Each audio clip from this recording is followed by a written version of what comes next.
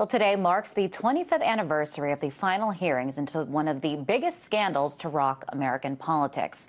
It's known as the Iran-Contra scandal, but strangely, it seems most Americans forgot it ever happened. It went down during the Reagan administration and involves the U.S. selling weapons to Iran and funneling money to rebels in Nicaragua. RT's Manuel Rapalo takes us through a timeline of the scandal. Remember that time the United States sold weapons to the Iranian government in a weapons exchange for hostages deal in spite of an embargo against selling arms to Iran? I'm talking about the Iran-Contra scandal. This scandal resulted in the single largest short-term drop in approval ratings for any U.S. president in American history.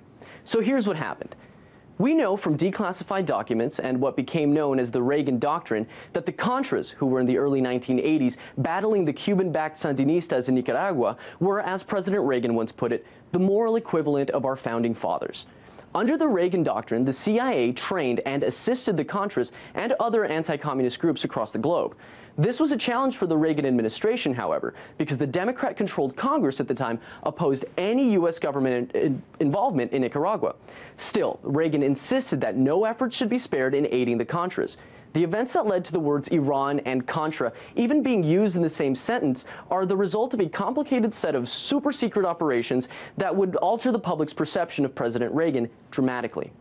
It was 1985, Iran and Iraq were at war, when Iran secretly requested an arms deal from the United States. National Security Advisor Robert McFarlane convinced Reagan that the deal was a good idea, despite an existing embargo against selling arms to Iran. At the time, Reagan had also grown frustrated over a stalled hostage situation involving 7 Americans being held by Iranian terrorists in Lebanon. The deal takes place anyway, violating the embargo and, consequently, striking a deal with terrorists, breaking Reagan's campaign promise never to do so. By the time the public learned that the transaction took place, more than 1,500 missiles had already been shipped to Iran. Reagan addressed the media, denying that the sale of weapons had been a weapons for hostages exchange, and later simply claiming that didn't have any information available to him at the time.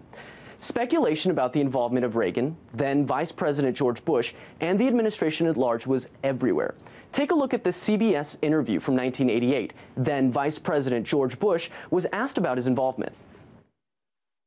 How can you reconcile that you were there, Mr. Neer underscored 3 separate occasions that it was an arms for hostages swap and told you were dealing with the most radical elements in Iran. You were dealing straight away with the Ayatollah Khomeini. I was told what they were doing and not what we were doing, and that's the big difference. And Dan, I expressed my concerns and reservations about that. That has been testified to under oath by Mr. Poindexter. That's not the end of the story, though. During the arms for hostages deal investigation, it was found that only $12 million of the $30 million that the Iranians reportedly paid for was accounted for. The discrepancy resulted from a diversion of funds aimed at funding the Contras in Nicaragua. Enter Oliver North of the National Security Council, and National Security Advisor Admiral John Poindexter, who had full knowledge of the operation, both assuming they had Reagan's support. So did the president know the activities were illegal? And if not, how could something of this scale occur without his knowledge? By 1992, George Bush is president, everyone gets pardoned, and history is left to repeat itself. We see examples of this today in the forms of emboldened claims of power by U.S. presidents when it comes to foreign policy, or the justification for, say, warrantless wiretapping, or in the events leading to the Iraq War. Manny Rapalo, RT, Washington.